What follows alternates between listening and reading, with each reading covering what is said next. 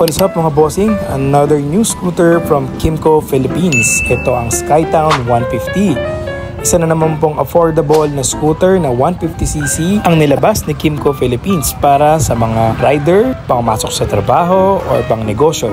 Check natin yung specs nito mga bossing, yung price and kung pasok ba to sa panlasa nating mga riders. So let's go!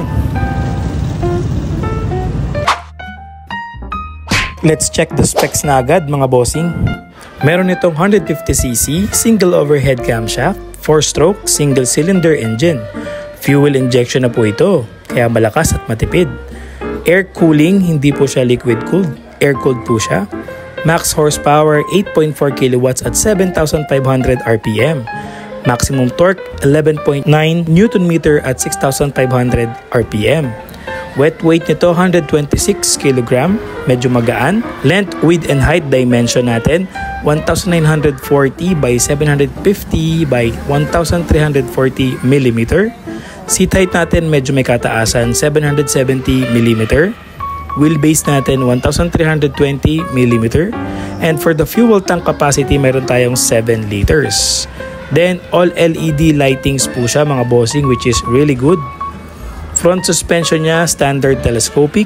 Rear suspension, itong maganda, naka-dual rear shock absorber na po siya, double swing. Size naman ng gulong natin sa harapan, 110/70R14. Sa likuran naman po, 130/70R13. Front brake system, dual po ito na naka-disc brake, harapan at likuran, disc brake. And loaded po ito ng special features na dual channel ABS or anti-lock braking system and traction control system. Naka-color display panel na rin po ito kaya maganda sa madilim. Then approximately 46 kilometers per liter ang kanyang gas or fuel consumption. Napakalaki ng kanyang windscreen, so protection mo yon sa hangin. Mas maganda to kung adjustable sana. Then under seat storage naman niya, medyo malaki din kasya ang full face na helmet, 28 liters. Very good na ang specs na to ng Kymco scooter na Skytown 150. Imagine niyo dual channel ABS with traction control system. Check na lang natin yung presyo nito, kung mahal ba to or mura at pasok sa ating mga rider. Pero syempre, i-test ride muna natin to. Ang timbang ko 123 kg at 5'7" ang height ko. Test ride muna natin mga bossing. Let's go!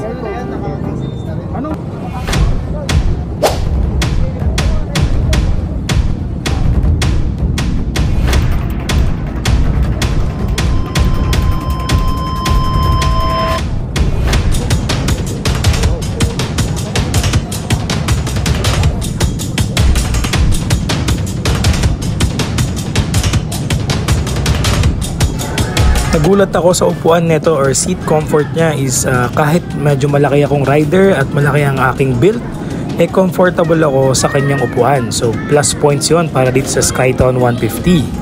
Medyo tingkayad nga lang siguro kapag 5'5 or 5'6 pero manageable naman siya. Very responsive din ang torque nitong si Skytown 150 na kagulat. Pero syempre mataas kasi ang torque nito, nakalagay naman dun sa specs natin. Kaya very evident ang kanyang arangkada. Pagdating sa handling, napakaswabe lang ng liko ng Skytown 150. Whether mapakanan or kaliwa. Dahil din siguro yan sa mataas na seat height niya. Then sa braking power, wala tayong kailangang pagtalunan kasi naka-dual channel ABS na po ito. So wala kang kakaba-kaba na magsaslide ka dahil naka-traction control system na din po itong Skytown 150. Doon pa lang sa dalawang features na yun, panalo ka na sa safety pagdating sa ulan o sa pag lumiliko ka o sa biglaang preno dahil ito ay loaded ng dual channel ABS and traction control system. Swabing-swabe, para ka talagang maxi scoot feel kapag ito yung gamit mo. Then sa kanyang suspension naman sa likuran at sa harapan, pretty much standard, walang alog, walang unnecessary talbog or hindi siya matagtag sa likodan kahit mabigat po ako as a rider. And then suspension naman sa harapan, kada liko ko lima pa left or right, medyo speed cornering, wala tayong problema, responsive naman ang kanyang standard telescopic front suspension.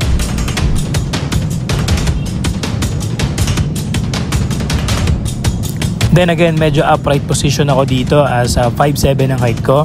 Yung nauna sa akin kanina, nasa 5'9 ang kanyang height, flat-footed na po siya, and very comfortable siya dahil nga 5'9 yung height niya. So probably kung 5'5 or Filipino height, 5'4, 5'5, 5'6, kailangan mo siguro magpalit ng suspension na lowered ng konti or at least pababa mo yung upuan. Pero sa akin, 5'7, goods na good siya at walang problema. This time, tinatry ko yung throttle responsiveness and then yung proper braking system netong Skytown 150. Big shoutout din sa mga coach na nandito sa field or sa track na tinitrain yung ibang mga first timer gumamit ng standard bike, scooter bike at big bikes. So yan, tinuturuan niya ako ng proper positioning pag magbe-braking or proper sudden brake. So salamat coach. Ayan, so let's go na ulit. Balik tayo sa track and pag-observe nitong Skytown 150. Yan, so when it comes to cornering, swabing-swabe ang Skytown 150 kahit bulky ang katawan niya. Very nimble naman at very responsive ang kanyang throttle and suspension. Yan, for my observation, swabing-swabe itong Skytown 150 na to. Parang ang sarap nito i-top speed kapag may oras tayo or meron tayong opportunity. Kasi napakagaan niya, nimble, mabilis ang throttle response and maganda ang braking power. So syempre, lagi naman may mga kulang, hindi minsan kumpleto ang isang package except for the previous bike na na-reviews ko na kumpleto. Ito, naka-air-cooled siya instead na liquid-cooled sana. Tapos naka basic ignition Saturn lock type pa, hindi pa siya nakakilis. Pero that's okay kasi sa safety features naman, busog to. Dual channel ABS at traction control. Napansin ko din yung napakaganda at napakaangas na headlight with DRL na itong Skytown 150. Very unique, di ba? At ang ultimate question ng mga tropa natin na rider, magkano ba ang presyo ng Skytown 150? Ready ka na ba? 118,500 pesos ang introductory price nitong Skytown 150 ng Kymco. 23,000 naman po ang down payment niya and 2,100 for 60 months. Napakamura, di ba?